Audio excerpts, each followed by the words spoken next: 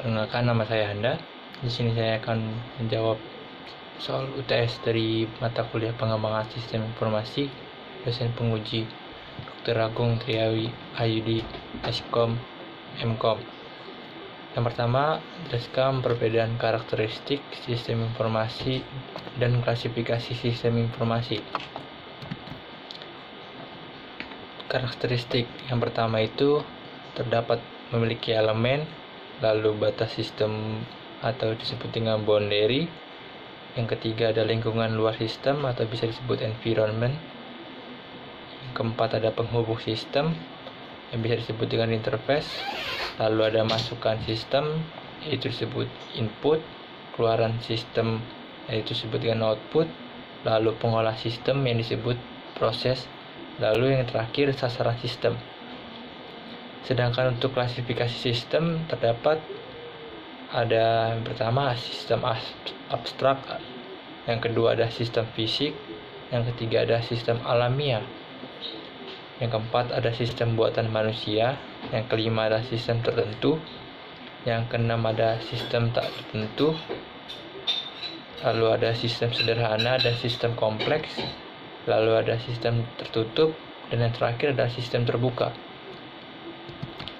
Untuk selanjutnya, untuk nomor 2, siapa saja yang termasuk dalam tim pengembang dan apa saja tugasnya.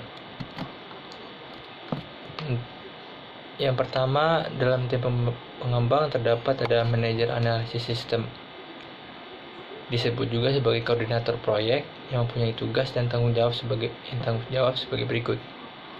Yang pertama, sebagai ketua atau koordinator tim pengembang sistem.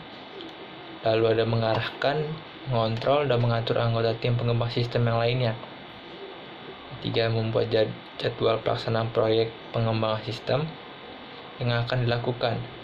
Lalu bertanggung jawab dan mendefinisikan masalah, studi kelayakan, desain sistem dan penerapannya. Lalu memberikan rekomendasi perbaikan sistem. Lalu mewakili tim untuk berhubungan dengan pemakai sistem dalam hal perundingan dan pemberi nasihat kepada manajemen pemakai sistem, lalu membuat laporan kemajuan proyek, lalu mengkaji ulang dan memeriksa kembali hasil dari kerja tim. Setelah manajer analisis sistem, terdapat ada ketua analisis sistem yang biasanya menjabat sebagai wakil dari manajer analisis sistem. Tugasnya adalah membantu tugas dari manajer analisis sistem dan mewakilinya bila manajer analisis sistem sedang berhalangan. Lalu ada analisis sistem senior, merupakan analisis sistem yang sudah berpengalaman. Contohnya untuk memberitahu dan mengerjakan sesuatu yang sudah nama tingkatnya. Lalu ada analisis sistem, merupakan analisis yang cukup berpengalaman dan dapat bekerja sendiri tanpa bimbingan dari analisis sistem senior.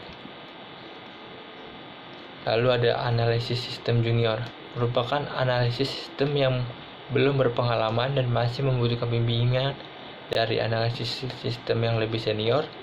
Analisis sistem junior ini juga sering disebut dengan analisis sistem yang masih dilatih. Jadi tugasnya untuk masih banyak berlatih agar menjadi lebih tahu. Lalu yang keenam ada pemrograman aplikasi senior, merupakan program komputer yang sudah berpengalaman dengan tugas menata spesifikasi dari program aplikasi dan mengkoordinasi kerja dari pemrograman yang lainnya. Tujuh ada pemrograman aplikasi, merupakan pemrograman komputer yang cukup berpengalaman dan dapat melakukan tugasnya tanpa harus bimbingan secara langsung lagi. Yang kedelapan ada pemrograman aplikasi junior, merupakan pemrograman komputer yang belum berpengalaman, yang masih di bawah bimbingan dari pemrograman yang lebih senior. Yang ketiga, soal ketiga, jelaskan tahapan-tahapan di dalam SDLC dan berikan contoh kasusnya. Tahap pertama itu ada perencanaan sistem atau sistem planning, lebih menekankan pada aspek studi kelayakan pengembangan sistem.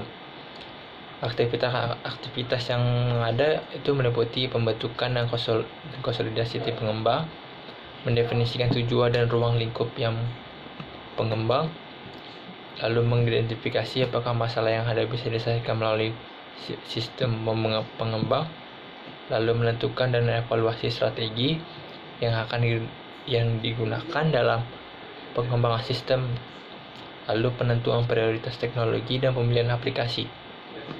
Lalu ada analisis sistem. Analisis sistem adalah tahapan di mana dilakukan beberapa aktivitas berikut: melakukan studi literatur untuk menemukan suatu kasus yang bisa ditangani oleh sistem. Lalu ada brainstorming dalam tim pengembang mengenai kasus mana yang paling tepat dimodelkan dengan sistem. Lalu yang ketiga, mengklasifikasi masalah, peluang, dan solusi yang mungkin diterapkan untuk kasus tersebut. Yang keempat, ada analisis kebutuhan pada sistem dan membuat batasan sistem. Yang terakhir ada mendefinisikan kebutuhan sistem. Lalu yang C ada perancangan sistem atau sistem design. Pada tahap ini, feature dan operasi-operasi pada sistem dideskripsi secara detail. Aktivitas-aktivitas yang dilakukan adalah menganalisa interaksi objek dan fungsi pada sistem, menganalisis data, dan membuat skema database, merancang user interface. Yang D ada implementasi sistem implementation. Tahap berikutnya adalah implementasi untuk mengimplementasikan rancangan dari tahap-tahap sebelumnya dan melakukan uji coba. Dalam implementasi dilakukan aktivitas sebagai berikut: membuat database sesuai skema rancangan dan membuat aplikasi berdasarkan desain sistem, pengujian dan perbaikan aplikasi debugging. Dan E, pemeliharaan sistem maintenance yang dilakukan oleh admin yang ditujukan untuk menjaga sistem tanpa beroperasi secara benar, melakukan kemampuan sistem dan mengadakan diri sesuai dengan kebutuhan. Contoh kasusnya itu seperti contoh kasus yang pada jurnal saya kirim ke Bapak, yaitu contoh kasusnya itu penerapan SDLC pada suatu kasus agar terjadinya gambar yang lebih tepat dan lebih jelas untuk melakukan suatu proses permasalahan. Di situ terdapat semuanya yang ada di dalam jurnal. Lalu soal keempat, jelaskan perbedaan faktor kelayakan dan faktor strategi. Faktor kelayakan atau biasanya disebut dengan telos. Yang pertama itu terdapat teknikal, menunjukkan apakah sistem yang diusulkan dapat dikembangkan dan diterapkan dengan menggunakan teknologi yang ada atau jika membutuhkan teknologi baru.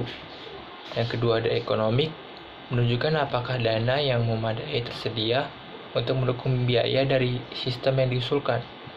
Yang ketiga ada legal, menunjukkan apakah ada konflik antara sistem yang sedang dipertimbangkan dengan kemampuan perusahaan untuk menunaikan kewajibannya. Selanjutnya ada operasional, menunjukkan apakah prosedur dan keterampilan personalisasi yang ada cukup untuk mengoperasikan sistem yang diusulkan, atau apakah prosedur dan keterampilan tambahan akan diberikan. Terakhir ada schedule, sistem yang diusulkan harus berlaku dalam suatu kerangka waktu yang logis. Sedangkan untuk faktor strategik atau bisa disebut dengan PDM, pertama itu ada produktivitas, mengukur jumlah output yang dihasilkan dari input. Tujuan untuk mengurangi atau menghapus biaya untuk menambah nilai.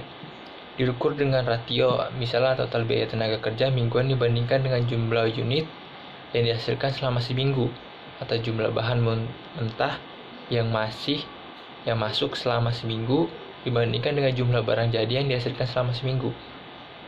Yang kedua ada diferensiasi, yaitu mengukur seberapa baik suatu perusahaan dapat menawarkan produknya.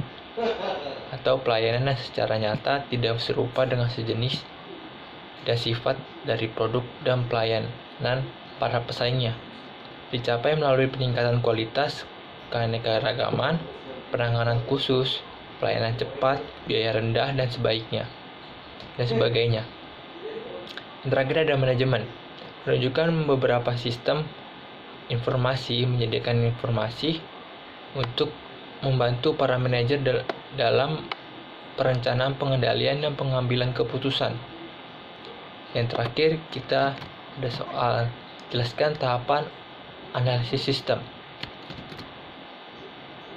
Tahapan analisis sistem itu yang pertama ada mengkomunikasikan telah analisis dalam menyiapkan tim. Yang kedua, mendefinisikan kebutuhan informasi. Tujuan dari identifikasi kebutuhan informasi yaitu mendeteksi sistem jika sistem saat ini manfaatnya semakin berkurang. Yang ketiga, investigasi awal. Tujuan investigasi awal yaitu memeriksa sistem saat ini dengan penekanan pada daerah yang menyebabkan permasalahan. Hasil investigasi awal merupakan penjelasan sistem saat ini. Yang keempat ada requirement analysis atau determination of ideal system. Tahap ini bertujuan untuk memperoleh konsensus dari komunitas pengguna dari sistem yang ideal. Pergantian sistem yang menyebabkan jarak antara sistem saat ini dengan sistem yang ideal. Sedangkan hasil sistem ini berupa penjelasan kebutuhan analisis terhadap sistem. Yang kelima ada menyiapkan proposal desain sistem. Yang terakhir ada menerima atau menolak desain sistem. Sekian jawaban tes hari ini. Kurang lebihnya mohon maaf. Saya mohon pamit.